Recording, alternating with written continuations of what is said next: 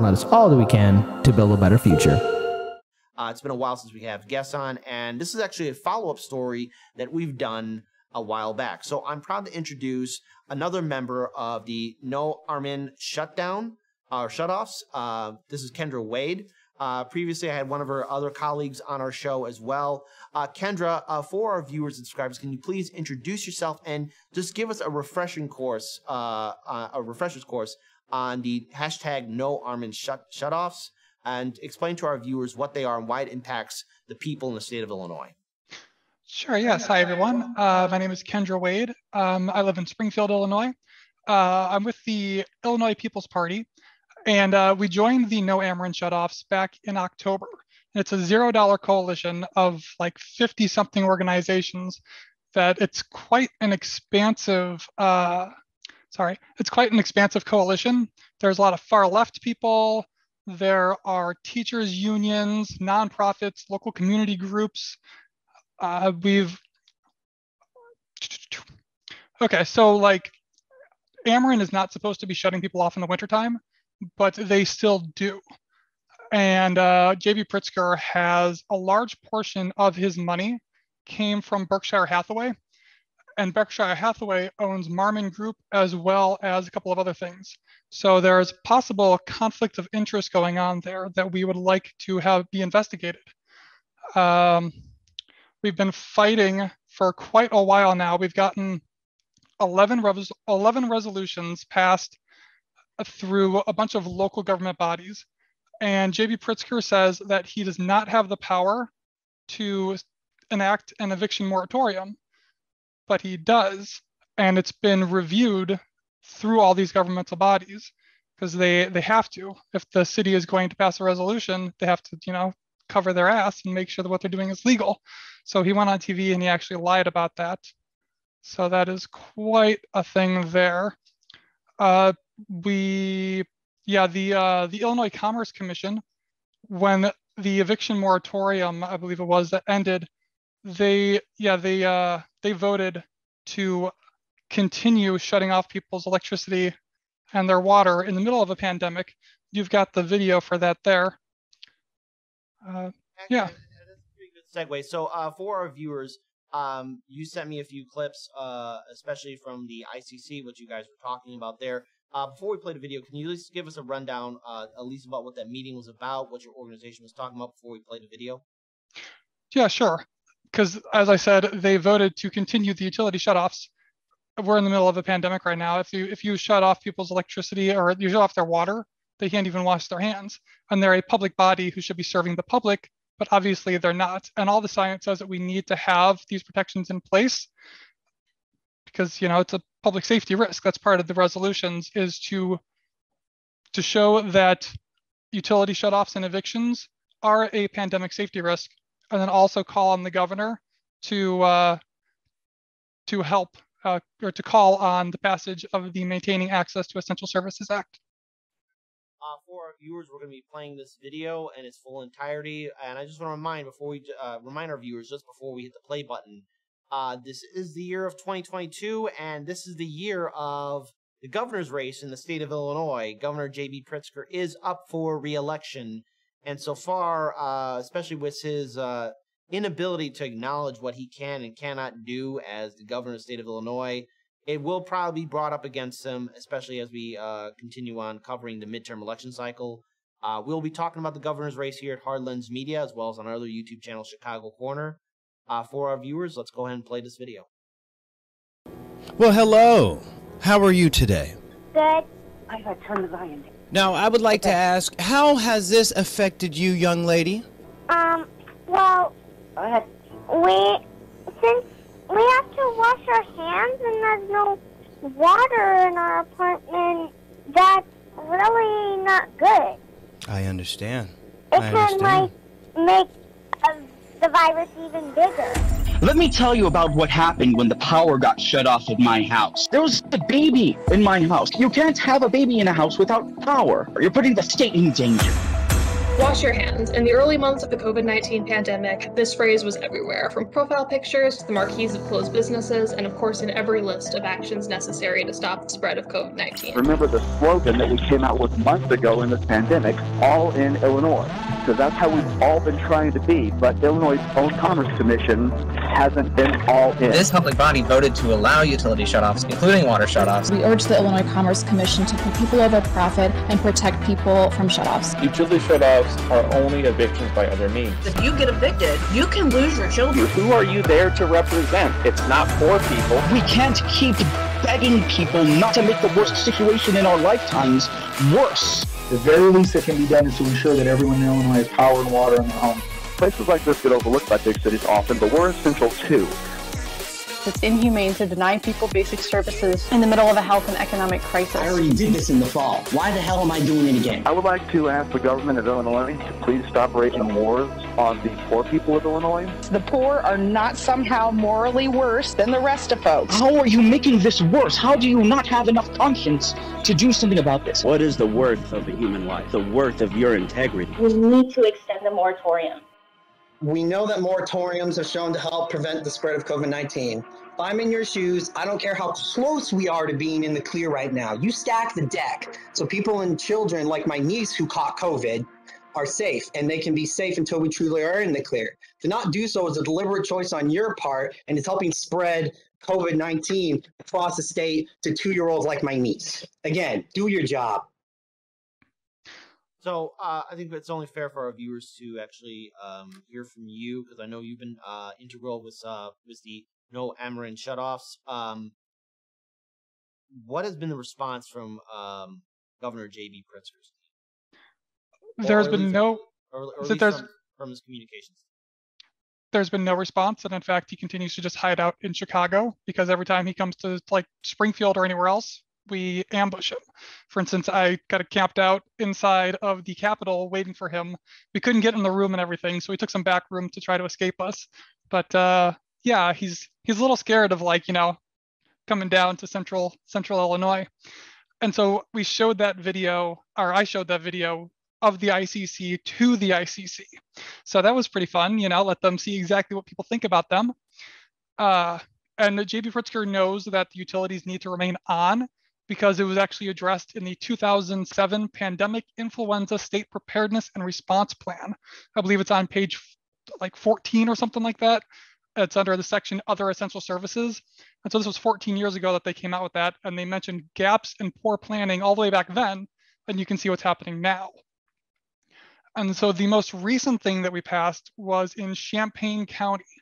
And if you would like, I can read what I had said to them. Yeah, because we had I think it was over 50 or something like that, people talking we did the entire public comment for over an hour. It was just a huge amount of people. How you doing? Everyone that I talked to, they get super surprised that, the governor has the power to do this and he's not doing it. They're like, oh, he's a Democrat.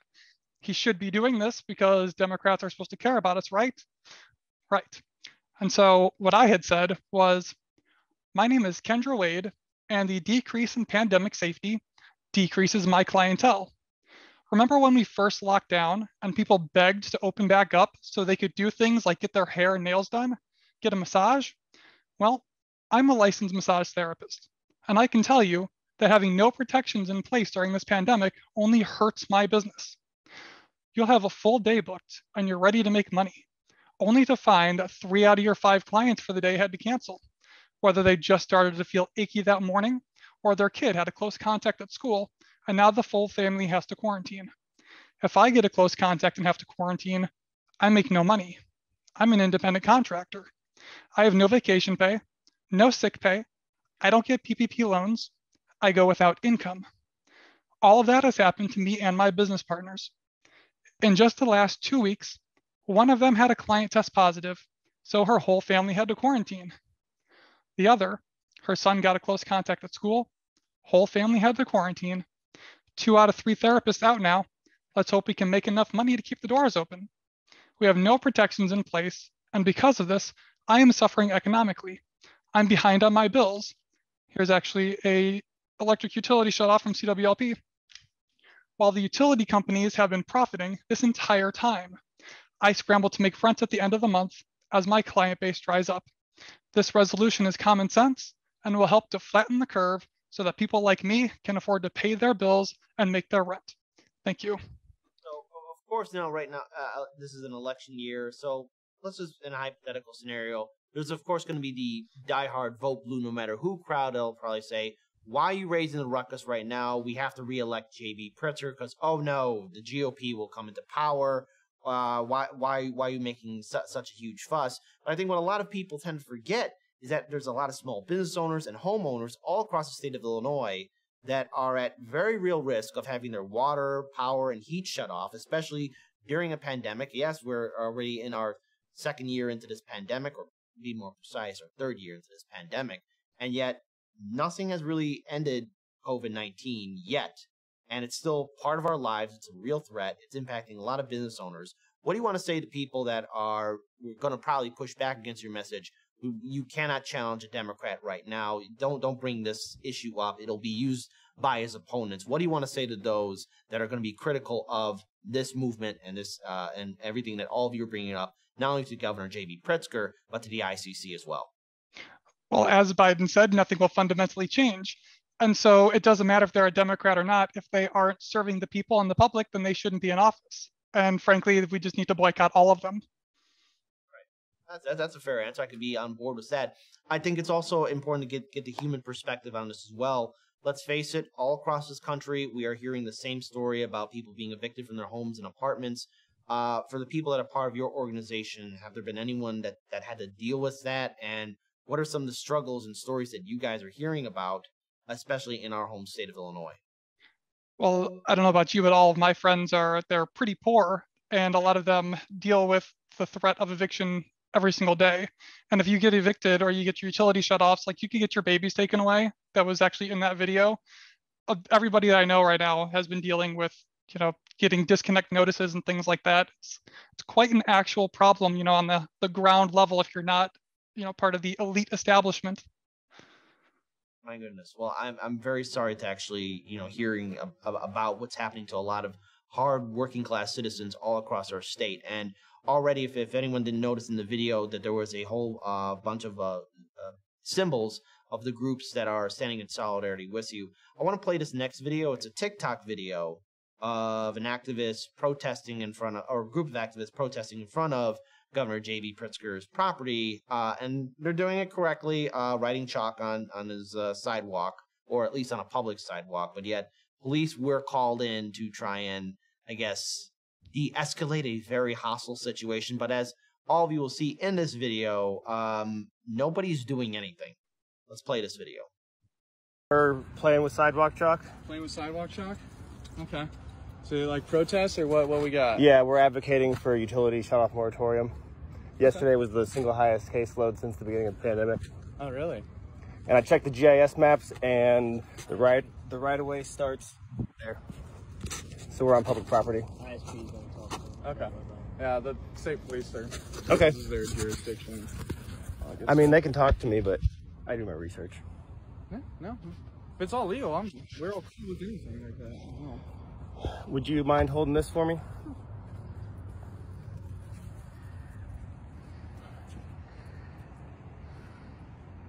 How you doing, Officer?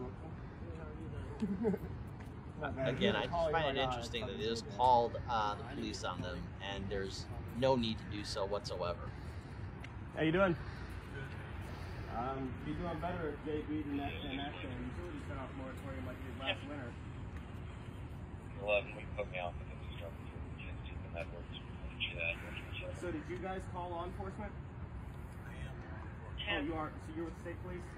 Okay, well the GIS boundary is right here, so we're on public right away, and the Springfield City ordinance is non-permanent and non-damaging. So we're entirely within our rights. But we appreciate you taking a look. That's basically what I wanted to do. Make sure. I thought it was probably chalk. Yeah. Sure. Okay.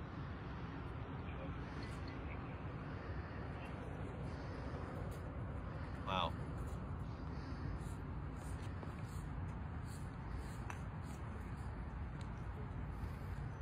All right, let's pause this video here.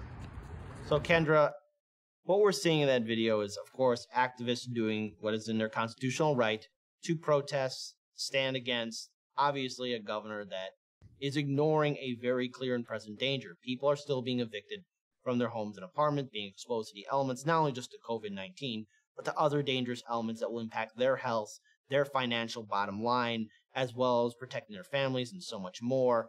So as an activist, as an organizer, you and your team have heard nothing from Governor J.B. Pritzker. He has been ignoring all of you, but yet his own house has the lights on. His own house has the heat on. They have running water. They're okay. The Pritzker family clearly has a conflict of interest, especially with maintaining the status quo, and if they were to try and use an eviction moratorium, that might hurt their bottom line. If you had an opportunity to speak to Governor J.B. Pritzker face-to-face, if you had to use one point in time to at least explain this cause, why it's important, what do you want to say to Governor J.B. Pritzker right now? Well, it's all in his hands that he's causing so much pain and suffering to people. How does he even sleep at night? No, I was there. I was the one, I filmed it to make sure, that everything was going to be okay. We were chalking outside the governor's mansion. I live here in Springfield, and it was actually the cop inside the governor's mansion gate that called the outside cops on us. And so, that was fun. And again, here's the thing. It's kind of interesting when you hear a lot of these Democratic lawmakers say, oh, we care about protecting homeowners. We care about making sure renters aren't kicked out. We want to make sure your lives are easier. They put on this neoliberal mask with a smile, a cheap smile, telling you, well, if you vote for us, we'll protect you. But as soon as they're in office, well, they forget about you. They don't even think about you. And how dare you protest against them? So going forward, what is the next step, really? Has there been any kind of at least building a coalition, or at least trying to reach out to any members in the Illinois State Senate and House? Is there anyone standing with you right now to really bring this to the governor's attention, or is there just an entire roadblock preventing this movement from protecting homeowners and renters and small business owners from having the power cut off? Well, we have a coalition of 60 organizations that are working very hard every single day to get this passed, or to get, resolutions passed in all these local government bodies. And I would say the next step would be, personally here in Illinois, we're looking for statewide candidates, for governor, attorney general, secretary of state. And it would be great to run somebody against the governor because he's not serving the people. We need politicians in place that are going to work for the people. And speaking of, again, with this hashtag, because I think a lot of people aren't fully aware of how many business owners and renters and homeowners all across our state are being impacted.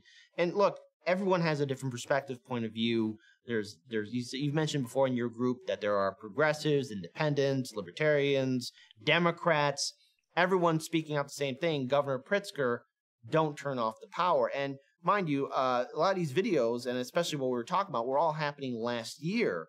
And even now, as we enter into this midterm election cycle, there's still this silence. Are you are you actually mentally preparing for yourselves for the eventual time where Pritzker is going to say, I'm going to make sure homeowners are protected, and try and reach out to you guys for a vote of support? I mean, how when that happens, because the Democrats will always act like that. They'll always ask for your support. Are you going to just smile, or are you really going to lay the truth down? I mean, because I think a lot of the vote blue no matter who crowd are going to start demanding that, well, everyone's got to fall in line and vote blue, because if we don't, oh no, we'll get more Trumpers out there. Well, I mean, if he's going to, start to actually listen to us, that would be great. But doing just a little bits at a time is still not enough. What are you going to do? Try to placate people? The number I have now is 200,000 people have been disconnected, or 200,000 households, where there's 2.5 people per household. And they can't lie to us or anything. We FOIA all the numbers. And when it also comes down to working class families, especially when they are being evicted. Again, can you repeat the number for our viewers again? The number of people that were evicted. I have over 200,000 households that have had their utilities disconnected. 200,000 people at the height of a pandemic. So you mentioned before about actually starting a movement and getting people on board to, again, put more pressure onto Governor J.B. Pritzker. And you sent me 2 Google Docs. Let's pull up this first one just so that so we can explain to our viewers what this one is. Can you let's see, it's that one right there. Can you explain that to our viewers? Yeah, that is the Compilation Dispatch. That's got everything that has kind of happened in the coalition's history.